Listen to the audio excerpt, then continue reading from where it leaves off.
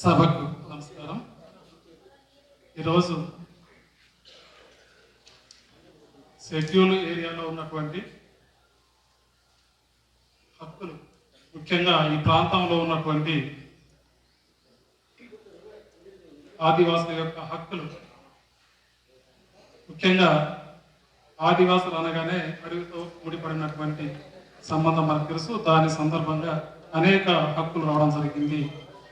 ఆ హక్కుల మీద నిరుద్యోగ జాట్ ఆధ్వర్యంలో నిర్వహిస్తున్నటువంటి కార్యక్రమానికి అధ్యక్షత వహించినటువంటి మిత్రులు పూనం సంతోష్ గారు, పూనం సందీప్ గారు, అదేవిధంగా గౌరవాధ్యక్షులు స్థానిక సర్పంచ్ మల్లెల రామధీర్ గారు, అదేవిధంగా సిద్ధమైన కిషోర్ గారు, జడ్జరి రాము గారు, అదేవిధంగా నాతో వేదికను పంచుకున్నటువంటి పెద్దలందరూ, ముఖ్యంగా ఉత్తమ పెద్దరి గారు, వీసా కోఆర్డినేటింగ్ ఆఫీసరు ప్రభాకర్ గారు, అదేవిధంగా స్థానిక ఏఈడబ్ల్యూసి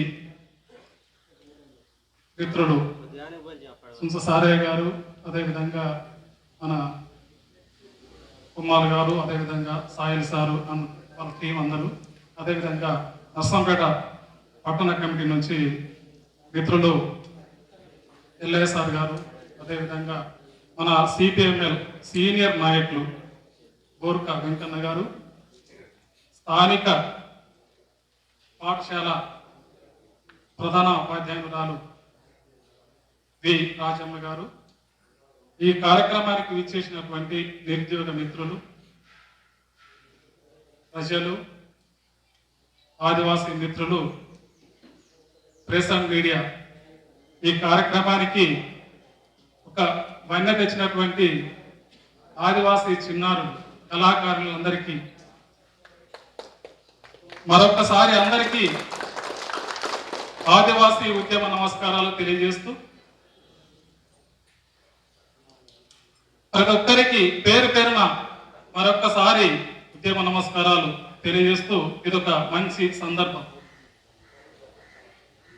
మనకు తెలుసు, ఇక్కడ ఉన్నటువంటి వేదిక మీద ఉన్నటువంటి మిత్రులు కానీ, ఈ కార్యక్రమానికి వచ్చినటువంటి మిత్రులందరికీ కానీ దాదాపుగా ఆదివాసీ చట్టాల కోసం నిరంతరం మనం కొట్లాడుతూనే ఉన్నాం. దాని గురించి అనేక సార్లు మనం అనేక సెమినార్లలో మనం మాట్లాడుతున్న సందర్భం మనకు తెలుసు. అయితే ఈ సందర్భంగా అసలు నిరుద్యోగం, ఆదివాసీ ప్రాంతాలలో అసలు నిరుద్యోగం ఎందుకున్నది, దాన్ని ఏ విధంగా నిర్మూలించుకోవాలన్న ఉద్దేశంతో ఒక మంచి కార్యక్రమాన్ని నిర్వహించడానికి ముఖ్యంగా నిరుద్యోగ మిత్రులు ముందుకు రావడం, ఈ సందర్భంగా నేను వాళ్ళని అభినందిస్తూ, నన్ను ఈ కార్యక్రమానికి ఒక అతిథిగా, ఈ ప్రాంత ముద్దుబిడ్డగా, ఈ ప్రాంతంలో పుట్టినటువంటి మట్టి వాసనని మరవకుండా ఈ ప్రాంతానికి మళ్ళీ నన్ను ఇక్కడికి ఆహ్వానించినందుకు కమిటీకి మరొకసారి ధన్యవాదాలు తెలియజేస్తూ, నాకు బాగా గుర్తుంది 2007 జనవరిలో నేను యూనివర్సిటీ టీచర్గా సెలెక్ట్ అయిన తర్వాత ఇదే వేదిక మీద వట్టం ఉపేందర్ గారి ఆధ్వర్యంలో, తుడుందెబ్బ ఆధ్వర్యంలో ఇదే వేదిక మీద, ఇదే పాఠశాల ఆవరణలో, అసలు నేను ఇప్పటికీ అది నా జీవితంలో నేను మర్చిపోలేనటువంటి సంఘటన. నేను ఇంటికి పోయిన తర్వాత లెక్క పెట్టుకున్నా, నాకు ఎన్ని సాల్వలు కట్టినని లెక్క పెట్టుకుంటే నాకు 67 సాల్వలు వచ్చినాయి ఆ రోజు. అంటే 67 సాల్వలు వచ్చినాయి అంటే నాకు దాని ఉద్దేశం ఏంటి అంటే, నేను అంతకంటే ఎక్కువగా సమాజానికి నేను పని చేయాలనేటువంటి దృక్పథం నాలో పెరిగింది. సరే, అప్పటి నుంచి ఇప్పటి వరకు నా జర్నీలో నేను ఒక యూనివర్సిటీ టీచర్గా సెలెక్ట్ అయిన తర్వాత యూనివర్సిటీలో అద్భుతమైనటువంటి administrative positions, additional controller of examinations Kakatiya university, director SC/ST cell, అదేవిధంగా ఇంకొకటి హెడ్ డిపార్ట్మెంట్ ఆఫ్ జువాలజీ, మా డిపార్ట్మెంట్కి నేను HODగా సెలెక్ట్ కావడం. వారం రోజుల క్రితమే నేను యూనివర్సిటీ మాకు ఎలక్షన్స్ ఉంటాయి ఎంప్లాయీస్ కి, దాంట్లో నేను మా యూనివర్సిటీ ఎస్సీ ఎస్టీ అసోసియేషన్ కి ప్రెసిడెంట్ గా ఎన్నిక కావడం కూడా నిజంగా అదొక సంతృప్తి. ఇంకా అన్నిటికి మించి నాకు చాలా బాధ్యత ఇచ్చింది మా కాకతీయ యూనివర్సిటీ. ఈ సందర్భంగా మా వైస్ ఛాన్సలర్ గారికి, మా రిజిస్ట్రార్ గారికి, మా vice chancellor professor T Ramesh గారికి, అదేవిధంగా మా రిజిస్ట్రార్ బి వెంకటరామరెడ్డి గారికి ఈ సందర్భంగా నేను ఆదివాసీల తరపున, ఈ ప్రాంత ప్రజల తరపున నేను కృతజ్ఞత తెలియజేస్తా ఉన్నాను. ఎందుకనంటే మీకు తెలుసు, జాతీయ సేవా పథకం చాలా పెద్ద బాధ్యత. ఉమ్మడి ఆదిలాబాద్ జిల్లా, ఉమ్మడి వరంగల్ జిల్లా, ఉమ్మడి ఖమ్మం జిల్లాలో 3 జిల్లాల్లో కలిపి నాకు 400 కాలేజెస్ ఉంటాయి. 400 కాలేజెస్ లో ఒక్కొక్క కాలేజీలో 100 మంది పిల్లలు ఉంటారు. అంటే ఒకసారి లెక్కేసుకోండి ఎంతమంది పిల్లలు ఉంటారు నా చేతిలో. అంటే 400 మంది ప్రోగ్రామ్ ఆఫీసర్స్ ఉంటారు.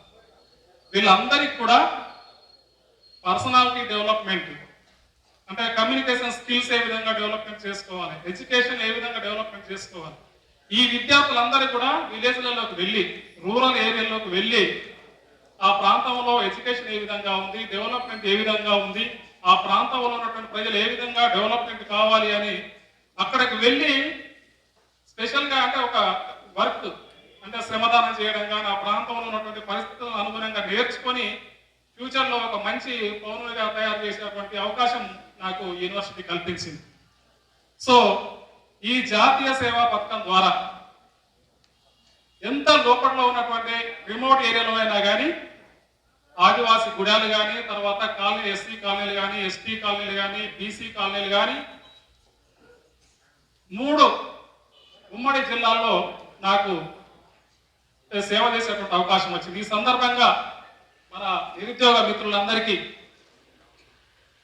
ఇక్కడికి వచ్చినటువంటి విద్యార్థులు ఎవరైనా ఇంటర్మీడియట్ అండ్ డిగ్రీ చదివే పిల్లలు కానీ, పీజీ చదివేటువంటి పిల్లలు కానీ, మీరందరూ కూడా తప్పకుండా మీ కళాశాలలో ఉన్నటువంటి జాతీయ సేవా పథకంలో చేరి మీరు దాని ద్వారా మీరు అనేక కార్యక్రమాల్లో పాల్గొని సాంఘిక అంటే సోషల్ వర్క్ లో పాల్గొంటే కనుక మనకు తప్పకుండా కమ్యూనిటీ తెలుస్తుంది, మన ముందు భవిష్యత్తులో ఎదిగే అవకాశం ఉంటుంది. ఈ సందర్భంగా నాకు మిత్రులు ఒక సెమినార్ లో ఒక టాపిక్ ఇవ్వడం జరిగింది, విద్య ఉపాధి అవకాశాలు ఏ విధంగా ఉంటాయని ఇవ్వడం జరిగింది.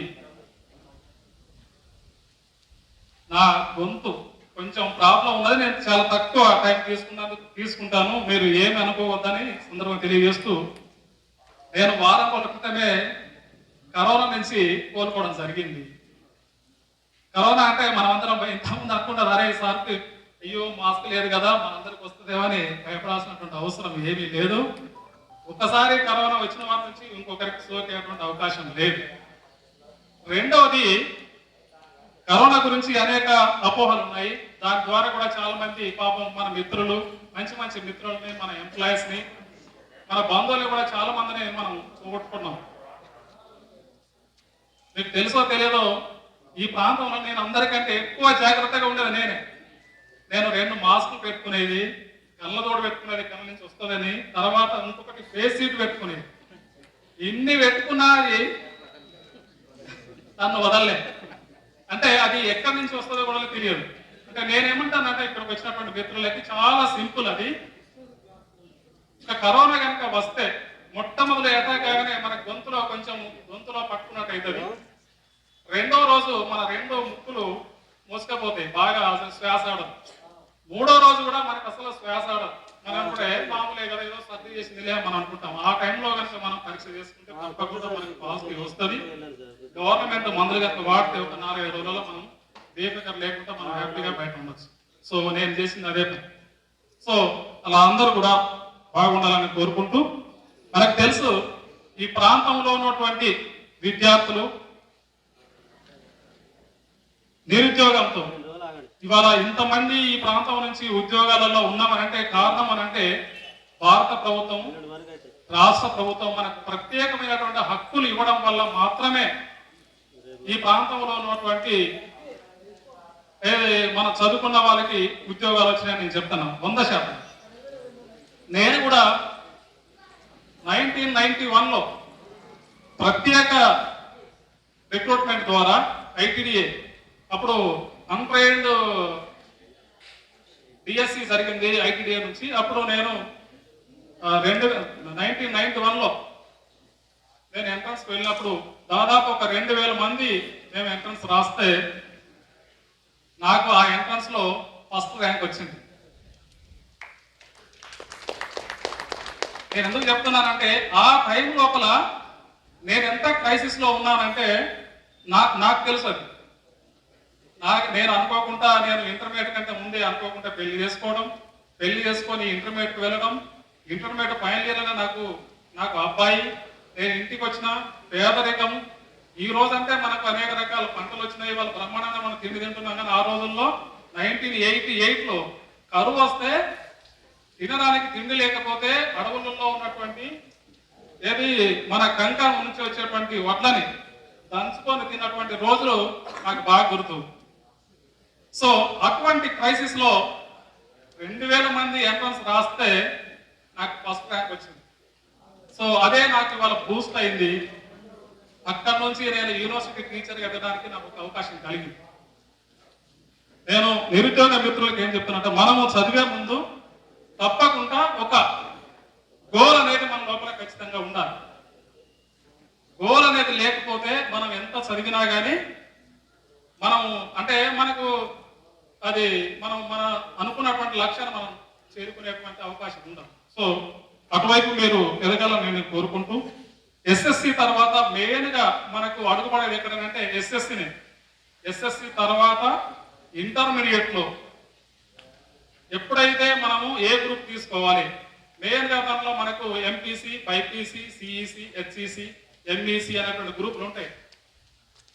ఇక్కడ మనం ఏం చేయాలని అంటే యూనివర్సిటీ మన కాలేజ్ మన హై స్కూల్ లెవెల్లోనే పిల్లలు వెళ్లే ముందే ఎస్ఎస్సి పిల్లలకి సంక్రాంతి హాలిడేస్ కానీ ఆ టైం లోపల కనుక వాళ్ళు వెళ్లే ముందు ఎగ్జామ్స్ కానీ చెప్తే వాళ్ళకి బ్రెయిన్ ఎక్కదు. ఎందుకంటే వాళ్ళంతా ఎగ్జామ్ మూడ్ లో ఉంటారు. మేము పాస్ కావాలి, ఎట్లా పాస్ కావాలి అనేటువంటి దృక్పథం ఉంటాం. అంతకంటే ముందే వాళ్ళకి మనం ఆశలు కల్పించాలి.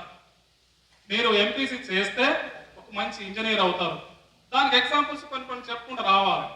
ఎట్లా ఇంజనీరింగ్ చదివితే అంటే ఎంపీసీ నుంచి వస్తే ఒక ఇంజనీరింగ్ కదా, దానికి చాలా ఉంటాయి. మ్యాథమెటిక్స్ ఉంటుంది కాబట్టి బ్యాంకింగ్ వెళ్ళొచ్చు, తర్వాత ఇంకా రకరకాల కోర్సులకు అవకాశం ఉంటుంది. బైపీసీ ఉంటుంది, బైపీసీ అనగానే అగ్రికల్చర్ వైపు వెళ్తా ఉన్నారు చాలా మంది పిల్లలు, ఫార్మసీ అనుకుంటున్నారు. ఆ రెండే కాకుండా చాలా కోర్సెస్ ఉన్నాయి. ఇవాళ మనకు తెలుసు చాలా మంది పిల్లలు మెడికల్ కానీ తర్వాత నర్స్ కోర్సింగ్ కానీ, అమ్మాయిలు అయితే ఎక్కువ ఎస్పెషల్గా నర్సింగ్ కోర్స్ చదువుతాము. ఇంకా అవి కాకుండా మీకు ఎస్ఎస్సి తర్వాత ఇంకొకటి ఫైర్ ఇంజనీరింగ్ ఉంటుంది. ఇప్పుడు మనకు ఊళ్ళల్లో కనుక అనుకోకుండా ఇల్లు కాలంగా ఏం చేస్తారు, ఫైర్ ఇంజన్ వాళ్ళు వస్తారు. దాంట్లో కూడా ఎస్ఎస్సి తర్వాత దాంట్లో కూడా కోర్స్ ఉంది. ఇండియాలో ఒక 2-3 కాలేజీలు మాత్రమే ఉన్నాయి. సో మీరు ఒక్కసారి ఇంటర్నెట్ లో పోయి చూస్తే కనుక కనబడుతుంది. దాంట్లో కనుక అదృష్టం కనుక మీ సీట్ వచ్చిందనుకోండి మీకు జాబ్ గ్యారంటీ. ఇదే బైపీసీ వాళ్ళు మరి అనుకోండి, మనకనగానే బైపీసీ వాళ్ళు వెటర్నరీ సైన్స్ కనుక చేస్తే జాబ్ గ్యారంటీ. ఇప్పుడు అగ్రికల్చర్ చేస్తే కూడా మళ్ళీ పీజీ చేయాలి, కంపల్సరీ పీజీ చేయాలి. పీజీ చేస్తే మీరు కంపల్సరీ ఏదో ఒక కాలేజీలో ఫ్యాకల్టీ అని వస్తారు, లేదంటే ఏదో ఏదైనా కంపెనీలో. ఇవాళ మనకు గవర్నమెంట్ జాబ్స్ అనేది 1992లో 1992లో టీవీ నరసింహరావు గారికి ఇవాళ మన తెలంగాణ రాష్ట్ర ప్రభుత్వం బ్రహ్మాండంగా పీటలు వేసి భారతరత్న ఇవ్వాలి అని చెప్తా ఉన్నది. మనం హర్షిద్దాం. కానీ ఈ భారతదేశంలో ఎస్సీ, ఎస్టీ, బీసీలు ఉద్యోగాలకు దూరం కావడానికి గల కారణం ఎవరనంటే టీవీ నరసింహరావు. ఎట్లా అంటే మనకు తెలుసు, మేము చదువుకునేటువంటి రోజుల లోపల ఎక్కడ ఎస్ఎస్సి ఇక్కడ అయిపోయిన తర్వాత ఇంటర్మీడియట్ ఎక్కడికి వెళ్ళాలి, కొత్తగూడ లేదు, నర్సంపేట వెళ్ళాలి. నర్సంపేటలో ఒక కాలేజ్ ఉండేది జూనియర్ కాలేజ్. మరి ఇంతమంది పిల్లలు హై స్కూల్లో చదువు అయిపోయిన తర్వాత నర్సంపేటకు వెళ్తే అందరికి సీట్లు వస్తాయి. చాలా మందికి రాలేదు. సాదటిపల్లి హై స్కూల్లో చదువుకున్నటువంటి విద్యార్థులకు కానీ ఇక్కడ లోకల్లో రూరల్ ఉన్నటువంటి వాళ్ళకి చాలా మందికి ఇంటర్మీడియట్ లో సీట్లు దాకా బయట ఉండేది. దీన్ని గమనించినటువంటి ప్రభుత్వం ఏం చేసింది, చేతులు ఎత్తేసింది. అంటే జూనియర్ కాలేజీలని పబ్లిక్ కి అనుకూలంగా గవర్నమెంట్ కాలేజీలను స్థాపించేది వదిలేసి ప్రైవేట్ ఎడ్యుకేషన్ డెవలప్మెంట్ చేసింది. మరి ప్రైవేట్ ఎడ్యుకేషన్ డెవలప్మెంట్ చేయడం వల్ల మనకు చదువు వచ్చింది, కానీ మరి అక్కడ ప్రైవేట్ ఎడ్యుకేషన్ లో మరి మనకు ఉద్యోగాలు వస్తాయి. ఇవాళ హన్మకొండ ఉంది, హన్మకొండ వరంగల్లకు రెండు కలిపి మీకు హన్మకొండలో బస్ స్టాండ్ దగ్గరనే ఉంటుంది గవర్నమెంట్ జూనియర్ కాలేజ్ ఒకటే ఉంటుంది. పివి నరసింహరావు గారు చదువుకున్నటువంటి కాలేజ్.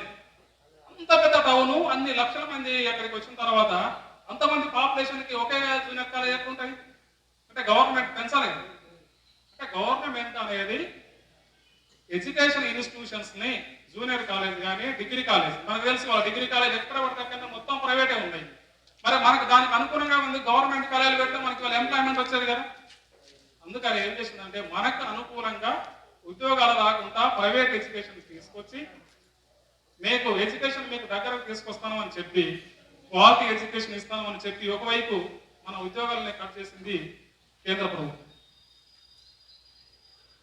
ఇప్పుడు మనకున్నటువంటి ఉద్యోగాలు, ఇప్పుడు స్కూల్ ఎడ్యుకేషన్ ఉంది. స్కూల్ ఎడ్యుకేషన్ లో మనకు తెలుసు ఇలా డిఈడి కానీ ఆఫ్టర్ ఇంటర్మీడియట్ తర్వాత టీడీసీ కానీ తర్వాత డిగ్రీ తర్వాత బీఈడి చేస్తే మనకు ఖచ్చితంగా ఇంతకు ముందు టీచర్ ఉద్యోగాలు వచ్చాయి. మరి ఇప్పుడు ఏం చేస్తున్నారు, పిల్లలు లేదని అవుతే సాగుతోని అనేక పాఠశాలను ఇవాళ మూతకేస్తాం లేదా మూలన పడతా ఉంది. మరి మనం మన ఎడ్యుకేషన్ సిస్టాన్ని మనం ఎటువైపు మార్చుకోవాలి. This is very very important. అంటే ఏం చేయాలి, మనం ప్రొఫెషనల్ కోర్సెస్ చదివితే తప్ప మనకు రేపు రాబోయే రోజుల లోపల మనకు ఉపాధి దొరికే అవకాశం లేదు 100%.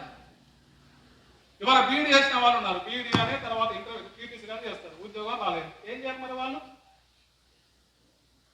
లేదు. అదే ప్రొఫెషనల్ కోర్సెస్ కానీ లేదా ఐటీఐ కానీ తర్వాత ఇంకొకటి పాలిటెక్నిక్ లో కానీ తర్వాత ఇంకా మిగతా డిగ్రీలో కూడా అగ్రికల్చర్ బిఎస్సీ కానీ ఇంకా రకరకాల కోర్సులు ఉన్నాయి, ఫార్మసీ కానీ ఇంజనీరింగ్ కానీ చేసుకుంటే కనుక దాంట్లో అవన్నీ కూడా ప్రొఫెషనల్ కోర్సెస్.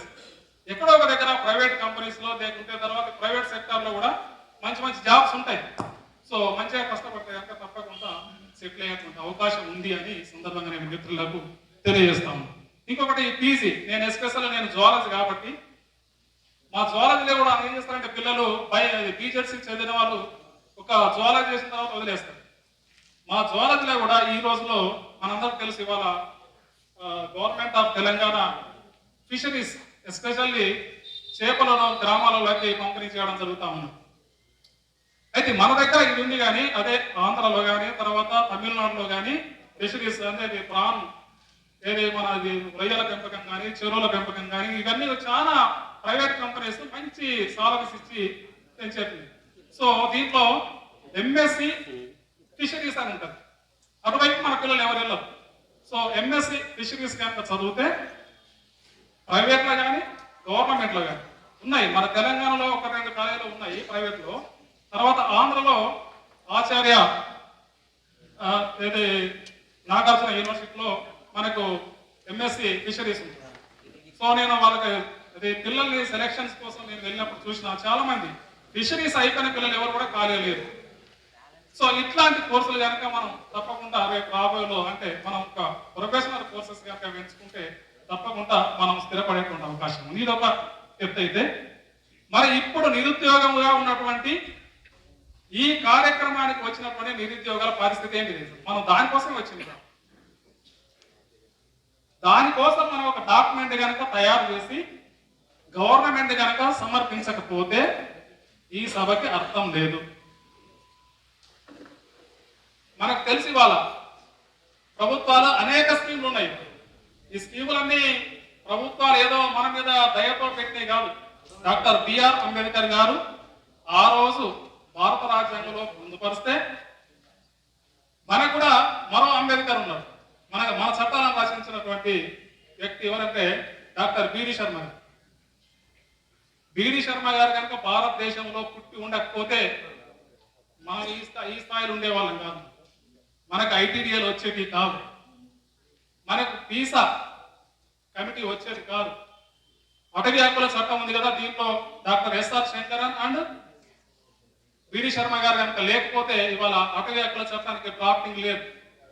నేను ఒక సందర్భంలో డాక్టర్ బిడి శర్మ గారు మొట్టమొదలు చనిపోయినప్పుడు సంతాప సభ పెట్టినప్పుడు ప్రొఫెసర్ హరగోపాల్ సార్ని మేము ఇన్వైట్ చేయడం జరిగింది. ఆ రోజు చెప్పాడు సార్, కన్నీళ్ళు తీసుకుని చెప్పారు. సారి అనుకోకుండా ఫ్లైట్ లో ప్రయాణం చేయడానికని ఫ్లైట్ దగ్గరికి వెళ్తే 1 గంట ఫ్లైట్ లేట్ అయితే మన డాక్టర్ బిడి శర్మ గారు ఆ కింద నేల మీద కూర్చొని డ్రాఫ్టింగ్ చేస్తున్నారు. సార్ లేట్గా ఒక 1 అవర్ లేట్గా వెళ్ళిన తర్వాత ఫ్లైట్ అంతా లేట్ ఉంది కానీ నేను వెళ్దామని అక్కడ హరగోపాల్ సార్ వెళ్ళే వరకు కింద నేల మీద కూర్చొని డ్రాఫ్టింగ్ చేస్తాను. ఏం శర్మ గారు ఏం చేస్తున్నారు అని అంటే, ఏం చేయమంటావు, మనకు రాత్రి అనక పగలనక మన కళ్ళలో కనబడేది ఎవరనంటే ఆదివాసీలే. సో వాళ్ళకి నిజమైనటువంటి ఆయుధం ఏదంటే మా ఊర్లో మహారాజ్యం. అది దక్కాలి అని అంటే ఈ పీసా కమిటీ డ్రాఫ్టింగ్ నేనే చైర్మన్ని. దీన్ని ఖచ్చితంగా నేను ఒక మంచి ఉద్దేశంతో కనుక దీనికి భారత రాజ్యాంగానికి అనుగుణంగా నేను చేస్తే కనుక తప్పకుండా అమలు అయితే తప్పకుండా ఆ ప్రాంతంలో ఉన్నటువంటి ఆ గ్రామంలో వాళ్ళదే పెత్తనం జరుగుతుంది, వాళ్ళదే ఆ ప్రాంతంలో ఉన్నటువంటి హక్కులన్నీ కూడా వాళ్ళకి దక్కుతాయి. హరగోపాల్, అందుకని నేను టైం ఎందుకు వేస్ట్ చేయాలి? 1 అవర్ ఉన్నది, ఇది నేల అయిపోయింది, ఇదే మనకు పరుపు అనుకోవాలి. ఇంకొకటి, ఛత్తీస్గఢ్ లో ఒకసారి ఐఏఎస్ ఆఫీసర్ ని కిడ్నాప్ చేసినప్పుడు వెళ్ళినప్పుడు కూడా వెళ్తూ నిద్ర పోతూ ఆ ఉత్త చెట్టు కిందనే నేను నిద్రపోయేవాడు. ఎందుకు సార్ ఇట్లా అంటే, అవును ఆదివాసులకి పరుపులు అంటే ఇవే కదా, వాళ్ళకి ఏం లేదు, మనం ఇంకెక్కడికి వచ్చినాం. మీకు ఇంకొక విషయం తెలుసో తెలియదో, ఎవరైనా గవర్నమెంట్ ఉద్యోగం వస్తే, ఒక ఐఏఎస్ ఆఫీసర్ ఉద్యోగం వస్తే వదిలేసుకుంటారు ఎవరైనా? మన కోసం, మన ఆదివాసుల కోసం ఐఏఎస్ ఉద్యోగాన్ని తృణప్రాయంగా రిజైన్ చేసి మన హక్కుల కోసం నిలబడినటువంటి వ్యక్తి ఎవరంటే డాక్టర్ బిడి శర్మ.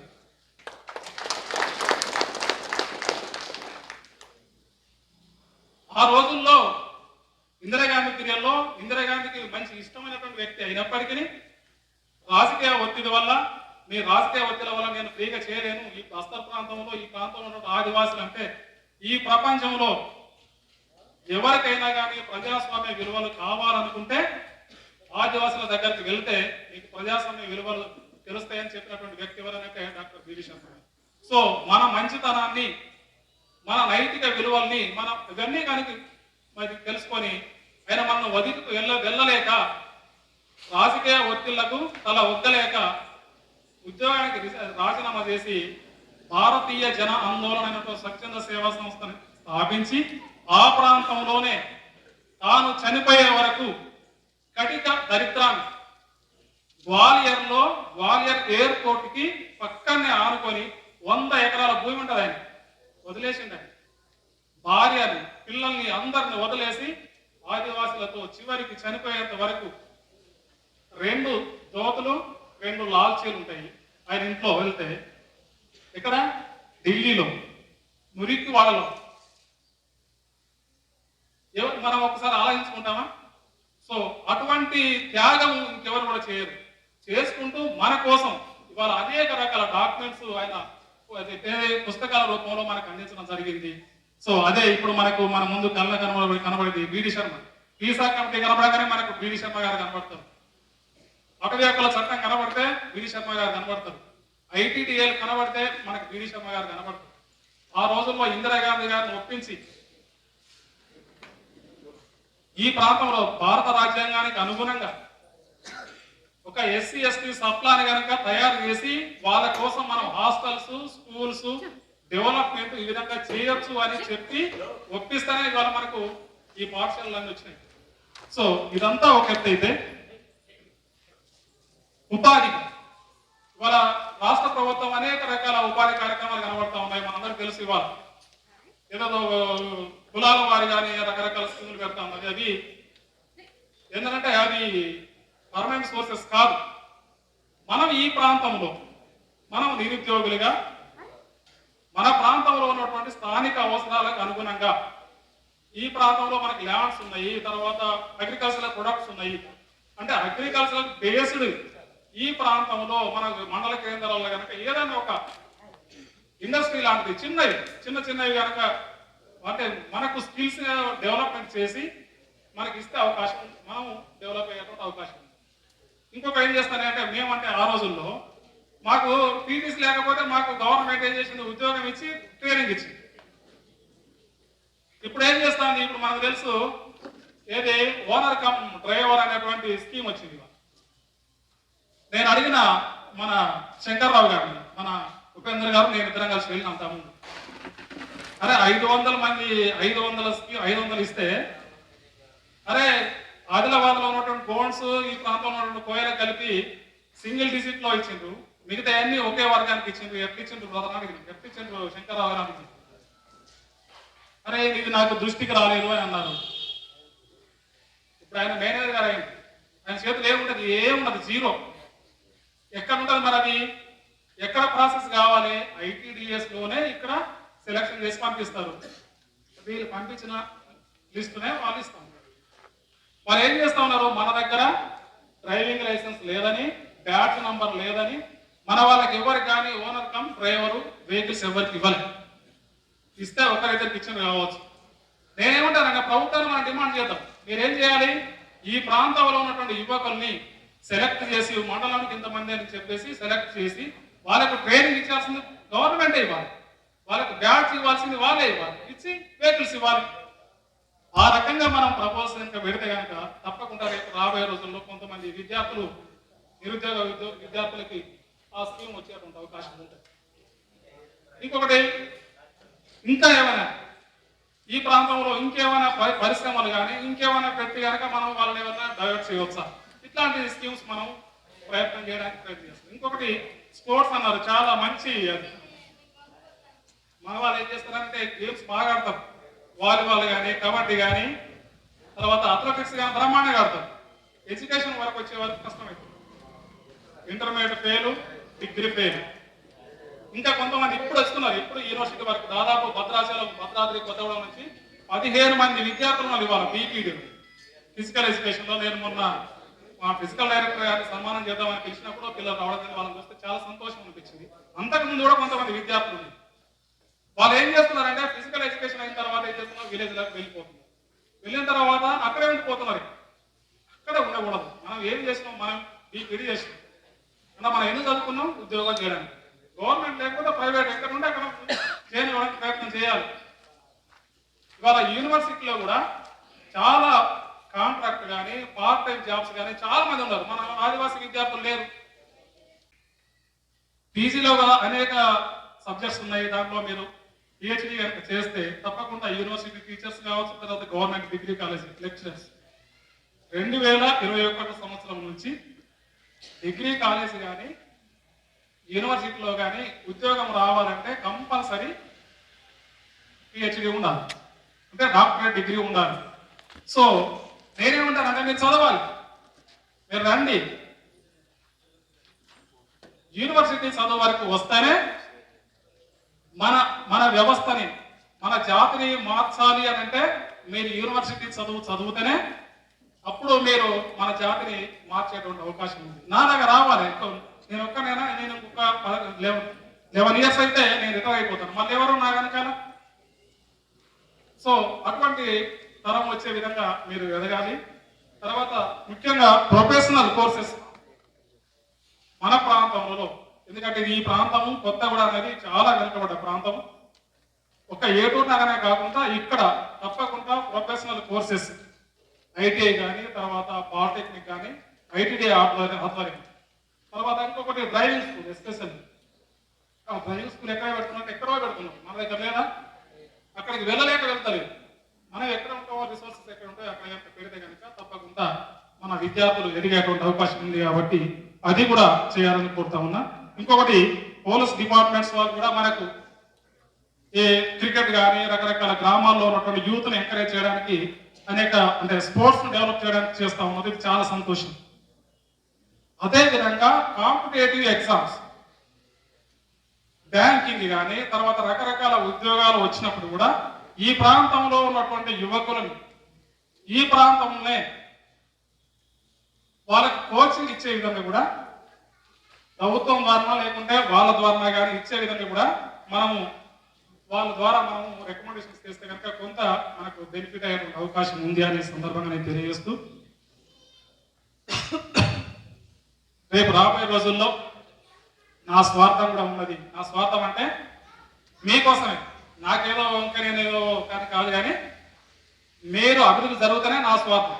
సో నేను జాతీయ సేవా పథకం ద్వారా NSS ద్వారా నేను 100% మన ఆదివాసీ ప్రాంతాలు కానీ, తర్వాత గుడియాలు కానీ, తర్వాత కాలనీలు కానీ, ఈ ప్రాంతంలో ఎక్కడ వీలైతే అక్కడ ఎన్ఎస్ఎస్ ద్వారా ఎడ్యుకేషన్ డెవలప్మెంట్ ఏ విధంగా ఉండాలి, అవేర్నెస్ ప్రోగ్రామ్స్ తప్పకుండా నా ద్వారా నేను తప్పకుండా పెడతాను. రెండవది హెల్త్, వెరీ వెరీ ఇంపార్టెంట్. మనకు తెలిసి వాళ్ళు మన గుడియాలలో కానీ, తర్వాత లోపలకు ఉన్నటువంటి ఎక్కడ కానీ మనకు గ్రామాలలో అనుకోకుండా వైద్యం అందక చాలా ఇబ్బంది పడతా ఉంటారు. చాలా సీరియస్ అయింది అనుకోండి, ఇక్కడ నుంచి ఎంజం తీసుకుపోవడానికి కూడా చాలా ఇబ్బంది పడుతూ ఉంటారు. సో ఎంజం తీసుకొస్తే కూడా దాంట్లో అడ్మిట్ చేయడానికి కూడా ఇంతకు ముందు నాకు ఇబ్బంది ఉండే, కానీ ఇప్పుడు నా చేతిలో అనేక మంది విద్యార్థులు ఉంటారు కాబట్టి మీరు జస్ట్ ఫోన్ కాల్ చేయండి. పేషెంట్ కనుక తీసుకొస్తే సార్ పలానా పేషెంట్ పలానా ఊరు నుంచి వస్తానని మీరు ఫోన్ చేయండి, తప్పకుండా రిసీవ్ చేసుకుంటాం, తప్పకుండా అడ్మిట్ చేసేటువంటి బాధ్యత మాది. రెండవది బ్లడ్. మనకు తెలుసు రక్తదానం చేయగానే మనం రక్తం కొంచెం ముందు కూర్చోగానే మనం రక్తం ఇతర చచ్చిపోతాం భయపడతాం. మన ఊళ్ళలో ఏమి కాదు, మన శరీరంలో యువకుల్లో ఉన్నటువంటి రక్తం 120 days తర్వాత మళ్ళీ ఉండదు. కాబట్టి మనం కూడా రక్తదానం చేయాలి. మళ్ళీ మనం ఎవరికైనా అవసరం ఉన్నప్పుడు వేరే గ్రూప్స్ వాళ్ళకు మనం స్పాట్లో మనం రక్తదానం చేయడానికి కూడా మనం ముందుకు రావాలి. సో అట్లాంటి కేసెస్ ఏమైనా ఉంటే వేరే గ్రూప్స్ కానీ, ఒక్కొక్కసారి అందరికీ కూడా మన దగ్గర ఆదివాసీలలో అడవి ప్రాంతంలో ఉన్న ప్రజలు ఎవరైనా కావచ్చు, వాళ్ళందరికీ ఎక్కువగా ఓ పాజిటివ్ ఉంటుంది.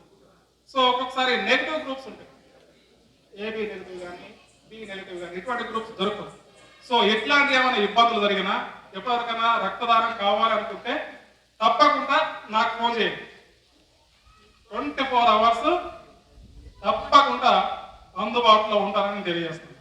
దాంట్లో 100% నేను ఎడ్యుకేషన్, హెల్త్, తర్వాత అవేర్నెస్ ఈ మాత్రం నేను తప్పకుండా, అది మా కంట్రోల్లో ఉంటుంది కాబట్టి మేము అక్కడ ఎన్జిఎంలో ఉన్నటువంటి బ్లడ్ బ్యాంక్ అని, తర్వాత రెడ్ క్రాస్ ఉంటుంది, అదేవిధంగా ఖమ్మంలో ఉన్నటువంటి దగ్గర ఉన్నటువంటి ప్రోగ్రామ్ చెప్తాం, వాళ్ళు ఎన్ఎస్ఎస్ వాలంటీర్స్ వస్తారు. సో అట్లా మన దగ్గర చదివేటువంటి పిల్లలు కానీ, డిగ్రీ కానీ, ఇంటర్మీడియట్ కానీ, ఈ పిల్లలందరూ కూడా ఎన్ఎస్ఎస్లో వాలంటీర్స్గా ఉండి మీరు కమ్యూనికేషన్ స్కిల్స్ కానీ, తర్వాత దాని ద్వారా మీకు తెలుస్తుంది మీకు ఉద్యోగం వస్తుందా రాదా, మీరు జీవితంలో స్థిరపడతారా రారా అనేది మా ఎన్ఎస్ఎస్ ద్వారా మీకు తెలుస్తుంది. కాబట్టి దాంట్లో మీరు తప్పకుండా మా ఆదివాసీ బిడ్డలు కానీ, మిగతా వాళ్ళు ఈ ప్రాంతంలో ఉన్నటువంటి దళిత బిడ్డలు కానీ, మిగతా బీసీలు కానీ, అన్నగాని వాళ్ళ ప్రజలందరూ కూడా ఎవరైనా ఉంటే వాళ్ళందరూ కూడా దాంట్లో జాయిన్ అయ్యి రేపు రాబోయే రోజుల్లో మన వ్యవస్థని, మన గ్రామాలను కాపాడుకునేటువంటి బాధ్యత మనదే. మనొక మంచి పౌరుగా ఎదుగుతుంది తప్ప మన కుటుంబం బాగుపడుతుంది. మనం బాగుపడితే మన కుటుంబం బాగుపడుతుంది, మన కుటుంబం బాగుపడితే మన గ్రామం బాగుపడుతుంది, మన గ్రామం బాగుపడితే మన మండలం, ఇట్లా వస్తుంది. సో ఇవాళ ఈ ప్రాంతానికి ఒక పేరు వచ్చిందానికి ఎవరు వాళ్ళకి ఎట్టొచ్చింది? నేను చదువుకుంటేనే ఈ ప్రాంతానికి ఒక పేరు వచ్చిందంటే ఎవరు? నాకు వచ్చిందంటే మీకోసం వచ్చింది, మీకు వచ్చినట్టు పేరు, నాకు కాదు ఈ పేరు. నారాయణ సార్ ఇక్కడ అనగానే, కొత్తవాడు అనగానే గౌరవిస్తారు. అరే ఎవరంటే అరే కొత్తవాడు అనగానే అరే నారాయణ సార్ ఊరు కదా అని మీకు మంచి గౌరవం. సో ఇట్లా సో అటువంటి విధంగా అంటే సమాజంలో ఒక మంచి పౌరునిగా గౌరవంగా బ్రతకడానికి ఎడ్యుకేషన్ అనేది వెరీ వెరీ ఇంపార్టెంట్. మనకు డాక్టర్ బిఆర్ అంబేద్కర్ గారు చూస్తే మనకు కనబడుతుంది. ఆయన కష్టాలలో మనం చెప్పుకుంటే, ఇది సెమినార్లో చాలా మంది ఉన్నారు వక్తలు, లేట్ అయింది కాబట్టి ఆయన గురించి మాట్లాడాలంటే, నేను చదివినటువంటి చదువు ఆయన శరీరంలో ఉన్నటువంటి ఒక్క కణం అంతా కూడా కాదు. నేను చదివినటువంటి చదువు ఆయన శరీరంలో ఉన్నటువంటి ఒక్క కణం అంతా కూడా కాదు. ఆయన ఎంత కష్టపడ్డాడంటే రాత్రనక పగలనక 24 గంటలు రాయడం. ఏం రాసిండు మరి? పుస్తకాలు రాసిండు. ఎందుకు రాసిండు ఆ పుస్తకాలు? అనగారినటువంటి ప్రజలు, ఈ ప్రాంతంలో ఉన్న ప్రజలు ఏ విధంగా అభివృద్ధి జరగాలి, ప్రతి దానికి లింక్ పెడుతూ రాస్తారే ఇవాళ మనం ఈ స్థితిలో ఉన్నాం. కాబట్టి మనం ఎంతమంది ఇబ్బందులు పెట్టినా, ఓడు ఊళ్ళలోకి వెళ్తే ఫారెస్ట్ వాళ్ళు ఇబ్బందులు పెట్టినా, చివరికి కేసీఆర్ గారు ఇబ్బంది పెట్టిన, ఎవరు ఇబ్బంది పెట్టినా కూడా మనం ఓడు ఊళ్ళలో ఉంటాము అంటే బికాస్ డాక్టర్ బిఆర్ అంబేద్కర్ గారు మనకి ఇచ్చినటువంటి రాజ్యాంగ హక్కు. మనం భయపడాల్సిన అవసరం లేదు. మన పొడుగును ఎక్కడికి పోవు, ఏదో వాళ్ళు ఉన్నప్పుడు భయపెట్టిస్తూ ఉంటారు. వాళ్ళ అధికారం ఉన్నంత వరకు, తర్వాత వెళ్ళిపోతాం, ఇంకొక అధికారం వస్తుంది. మనం ఎందుకు భయపడాలి? మనం పుట్టింది అడవిలో, మనం పెరిగింది అడవిలో, ప్రపంచానికి అడవిని చూపించేది మనం. మనం ఉన్న దగ్గర అడవి ఉన్నది, మన వాళ్ళ దగ్గర ఎందుకు లేదు మరి అడవి? మనం వాళ్ళని అడగాలి. ఫారెస్ట్లో చెట్లు పెడితే నీకే ఉన్నదా, తెలివి ఉన్నదా, గీడ చెట్లలో చెట్లు పెడతారా ఎవరైనా? ఇంకా హన్మకొండలా మొత్తం అడవి లేదు, పాలు లేదు, కాండం పాడుపడ్డ భూములు ఉన్నాయి కదా, అక్కడ పెట్టండి ఆ చెట్లు తేలికలు ఉండదు, అక్కడ పెడతాడు. ఎక్కడ ఉందా మీకు తెలియని చెప్పాలి. అది రావాలి మన దగ్గర. అది వచ్చినప్పుడు మాత్రమే వాళ్ళు వెనకకి వెళ్తారు తప్ప మనం ఏదో సైలెన్స్ గా ఉంటే, మనం మంచిగా సైలెన్స్ ఉంటే వాడు చేస్తే పట్టుకొని చేసేమని చేస్తూనే ఉంటాడు. అసలు అడవి అని అంటే గ్రామ సభ పీసా, ఒక్కసారి మీరు పీసా చదవండి చెప్తారు మన ప్రభాకర్ గారు మిగతా వాళ్ళందరూ కూడా. పీసా కమిటీని అధికారించి మన గ్రామంలో వస్తానికి ఏ అధికారి కూడా అడుగు పెడతానికి వీలేదు తెలుసా. చాలా పవర్ఫుల్ అది, మినీ పార్లమెంట్ అది. మన ఊళ్ళో ఉన్నటువంటి పోడు భూములకి ఫారెస్ట్ డిపార్ట్మెంట్లు వచ్చిందంటే మనం వాళ్ళకి నోటీస్ ఇవ్వచ్చు. తెల్లవారే గ్రామ కమిటీ పెట్టేసి పలానా ఏరియా ఉన్నది, పలానా ఎల్లయ్య మల్లయ్య పిల్లయ్య వీళ్ళందరూ కూడా వ్యవసాయం గురించి చేస్తూ ఉన్నారు, మేము వ్యవసాయం చేస్తా ఉన్నాం, ఇక్కడ పీసా కమిటీ ఉన్నది, ఫిఫ్త్ షెడ్యూల్ ఏరియా, ఇదంతా వాళ్ళకి సంబంధించింది. మరి మీరు ఏ విధంగా వచ్చి మీరు దాడి చేసిండ్రు, ఎట్లా చెప్తూ పెట్టిండ్రు, మీరు ఒకసారి దీనికి ఆన్సర్ ఏంటి మీరు నోటీస్ ఇవ్వచ్చు గ్రామ సభ. మనం వాళ్ళ దగ్గర కూడా కాదు, వాళ్ళే మన దగ్గర రావాలి. వాళ్ళకి నోటీసులు ఇవ్వండి, ఒకసారి 2 సార్లు ఇవ్వండి, 3 సార్లు ఇవ్వండి, వినలేదనుకోండి తీసుకుపోయి కోర్టులు వేయండి. ఎందుకు రాదు వాళ్ళు? ఇలాంటివన్నీ కూడా ఉన్నాయి. ఇది సమయం లేదు కాబట్టి ప్రత్యేక శిక్షణ ఎస్పెషల్లీ ఏమి వద్దు, మీరు ఎన్ని 4-5 పెట్టకండి. ఒక్క పీసా కమిటీ మీదనే, పీసా గ్రామ సభ ఉంది కదా, పీసా కమిటీ మీదనే 3 రోజుల 4 రోజుల పెడదాం. ఒకరోజు సర్పంచమే పెట్టాలి, అందరికి ఒకసారి పెడితే కష్టమవుతుంది. ఇప్పుడు 6th class, 7th class, 8th class, 9th class, 10th class వీళ్ళందరినీ కలిపి క్లాస్ చెప్పాలంటే కష్టం అవుతుంది. సో ఒకసారి సర్పంచ్లో పెద్ద మనుషులు కదా వాళ్ళని పెట్టి పక్క పడి లేకుంటే పెద్ద మనుషులందరూ ఒకసారి పెట్టి పంపండి, సర్పంచ్లో ఒకసారి పెట్టి పంపండి, తర్వాత మిగతా వాళ్ళు ఉంటారు. అట్లా పెడితే కనుక ఒక 3 రోజులు కానీ ఏమన్నా కానీ చూద్దాం. మన దగ్గర నిజంగా ఎంప్లాయీస్, ఈ ప్రాంతంలో ఉన్నటువంటి ఎంప్లాయీస్ అందరూ కూడా దీనికి కార్యక్రమానికి కాంట్రిబ్యూట్ చేసి ఇట్లా అనేక రకాల కార్యక్రమాలు చేస్తున్న వాళ్ళందరినీ కూడా నేను అభినందిస్తాను. సో రేపు రాబోయే రోజుల లోపల నిరుద్యోగులు, నిజంగా రేపు రాబోయే రోజుల్లో మాకు భవిష్యత్తు ఎవరంటే నిరుద్యోగులు. మా వ్యవస్థని, మన జాతిని నడిపించేది మన నిరుద్యోగుల మిత్రులే. కాబట్టి మీరు అందరూ కూడా నిరుద్యోగులు అంటే నాకు బాధ అనిపిస్తుంది. నిరుద్యోగులు కాదు, మీరు ఉద్యోగులే. మీరు ఉద్యోగులు ఎదిగినప్పుడు మాత్రమే మా ముఖాల్లో సంతోషం ఉంటుంది. అంటే ఒక్క ఉద్యోగం అంటే గవర్నమెంట్ ఉద్యోగమే కాదు, మీరు వ్యవసాయం చేసినా కూడా ఉద్యోగం కంటే ఎక్కువ మంచిగా బతకాలి. మీరు బిజినెస్ చేసినా కూడా ఒక ఉద్యోగం కంటే మంచిగా బతకాలి. సో అలాంటి రెస్పెక్ట్, ఒకరికొకరికి రెస్పెక్ట్ ఇచ్చే విధంగా మన సమాజంలో ఎదిగినప్పుడు మాత్రమే అది ఉంటుంది. సో ఆ విధంగా మీరు అందరూ కూడా ఎదగాలి. ఇది ఒక మంచి కార్యక్రమాన్ని చేపట్టినటువంటి మిత్రులు సంపద, సంతోష, సందీప్, సారీ మనం పూనం సందీప్ అండ్ మల్లెల రణధీర్, సిద్ధమైన కిషోర్ అండ్ రామ్ మిత్రులందరికీ, తర్వాత ఏఈడబ్ల్యూసి లోకల్ ఉన్నటువంటి కమిటీ కానీ, దుడుందెబ్బ, ఇంకా మిగతా ఆర్గనైజేషన్స్ మిత్రులందరూ ఈ కార్యక్రమానికి ఇంతమంది వచ్చి చాలా ఓపికగా, నేను అనుకున్న ఏదో 5-10 నిమిషాలు మాట్లాడతా అనుకున్నా కానీ నేను ఎక్సైటింగ్ అయ్యాను. ఎందుకంటే నేను నా ప్రాంతం కదా, నా మిత్రులందరికీ నేను చెప్పాలి అని, నేను అంటే ఒక ఎడ్యుకేషన్ ఎంప్లాయ్మెంట్ నుంచి నేను మిగతా విషయాలకు నేను సైడ్ ట్రాక్ అయినప్పటికీ నన్ను మన్నిస్తారని ఆశిస్తూ, మీకు ఎప్పుడు ఏ అవసరం ఉన్నా అంటే నేను ఇంతకుముందు చెప్పినటువంటి ఏవైతే ఎడ్యుకేషన్ ఎస్పెషల్లీ మన ఏ కమ్యూనిటీ కానీ, ఎస్సీ కానీ, ఎస్టీ కానీ, బీసీ కానీ, ఓసీ కానీ, ఓసీ మా దగ్గర వరకు రాదు కాబట్టి ఎస్సీ, ఎస్టీ, బీసీలో ముఖ్యంగా అబ్బాయిల కంటే అమ్మాయిలు ఎక్కువ చదువుతా ఉన్నారు.